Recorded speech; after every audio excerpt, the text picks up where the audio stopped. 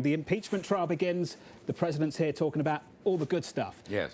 Who's asking you about impeachment here in Switzerland? I haven't had a single impeachment question. Not a single one? Not one. So I've been in Davos 24 hours or whatever.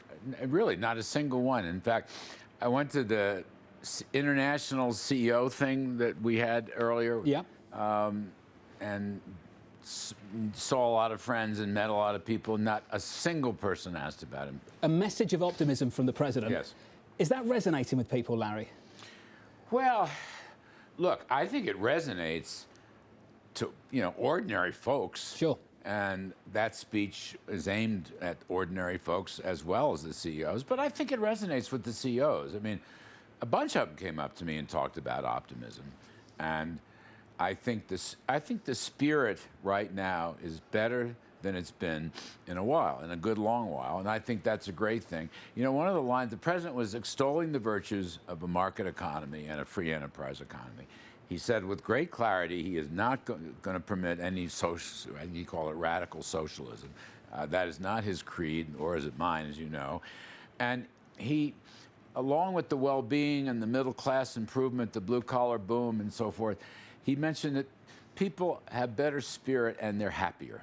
He actually used that word, happier. I love that because I've always argued when a nation is prosperous and growing and working, yeah, they are happier. We're all better with each other, and I think that's a fabulous thing.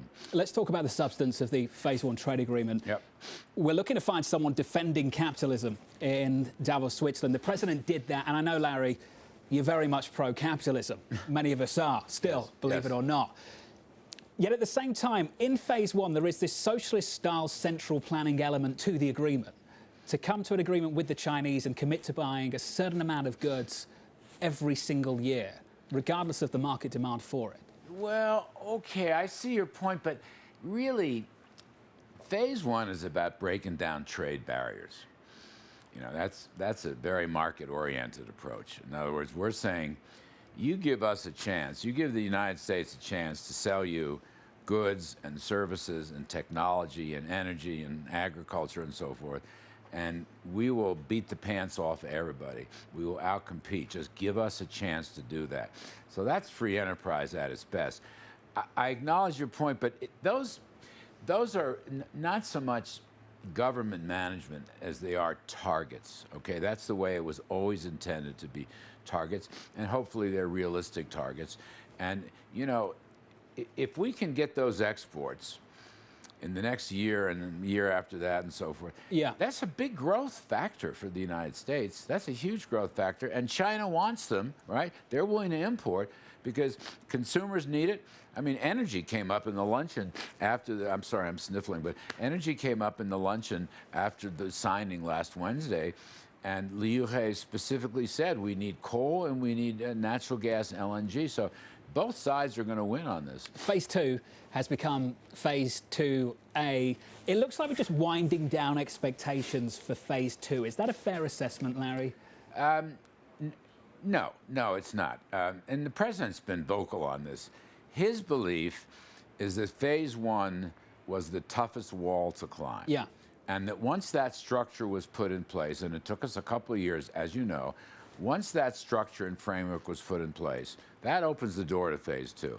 And so we can't tackle everything at once, but particularly exports and the intellectual property chapter are really important, really. The IP chapter is a thing of beauty. And because the Chinese are willing to make changes, I mean, they're changing their criminal procedures, they're changing their civil procedures, they're changing their penalties, they're giving 100% ownership for financial companies for the first time. Those are great building blocks for Phase 2. Within Phase 2, the expectations going forward from here, a conversation about Europe as well, outside of Phase 2. It feels like an about turn from the United States administration with the Europeans. You were in the bilateral, I understand, a little bit earlier. Yes. What happened? Good discussion, very constructive. What's changed? 6 months ago, we were talking about tariffs on European autos, and now it's happy families. They were very constructive talks. That was not a negotiation or anything. Both sides agree it would be great to produce a good deal. there are a lot of issues at stake, and that's going to go on for a while. You know, I don't want to get into any details on that. Let me ask you this. Is the agreement with China something you could carry over to Europe? Is that an example of some of the work you could do with the Europeans? Would you work for a similar deal? Listen, market opening is the key. Yeah. Whether in Europe has, for example, a lot of different standards for, you know, medical equipment, pharmacy equipment, agriculture stuff, automobiles. They have different seatbelt standards, for God's sake. Big barriers to entry for US products. So that's a form of regulatory protectionism, is what that is. Can you break that down? Well, we will be talking about it. I mean, in earnest, because you have a new regime, a new government in the EU.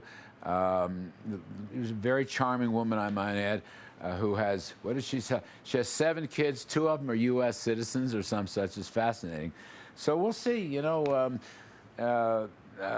Ambassador for USTR, why can't I remember his name? He's a very dear friend of mine. I'm so It's been a long, long day. Yeah. Bob Lighthizer you know, the best trade lawyer there is, and he's a magician. So if he puts his mind to it now, the decks are cleared to some extent. We got China, we got USMCA. Both of them are pro-growth. Now we'll have probably Europe's the next focus. To use a hackneyed cliche, we have more bandwidth now to focus on Europe. God, that's awful. I don't know why I said that. I know you've got to run. I want to fit this question in because I think it's important. The pro-growth policies of this administration and the focus going into the campaign.